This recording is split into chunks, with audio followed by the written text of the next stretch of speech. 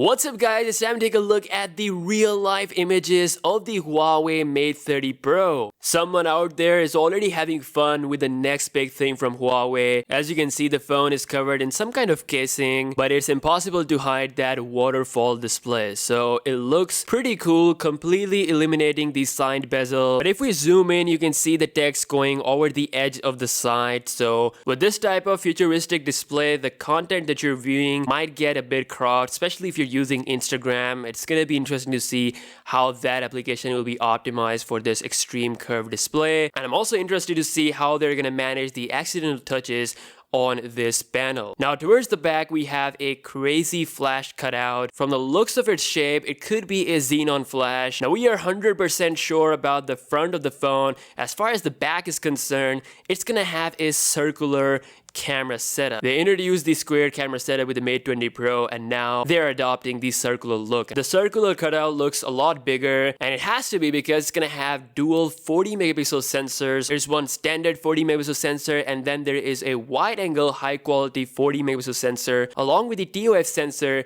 and telephoto zoom. So that takes a lot of space, which is why we have this huge cutout, and it definitely looks a lot like the concept creators rendered for the Mate 30 Pro. So also Huawei is looking to implement some motion sensors similar to what we're gonna see on the Pixel 4. At HTC 2019, Huawei revealed its millimeter wave air gesture controls for phones that will allow you to pause or play music, increase or decrease volume, and even change tracks, all by just moving your hands without touching the display. I know it sounds gimmicky, but this is something that a lot of manufacturers are starting to do. Google and Huawei, they're both doing this, so I'm interested to see which one will be better at this. Now, as for the release date, Huawei will be officially revealing its Mate 30 family in Germany on September 19th. With the Mate 30 Pro, Huawei will be bringing the Kirin 985 or Kirin 990 chip, which is going to be based on the second generation of 7nm process. It's going to have some huge improvement compared to the Kirin 980 of the Huawei P30 family. So let's see how that will go up against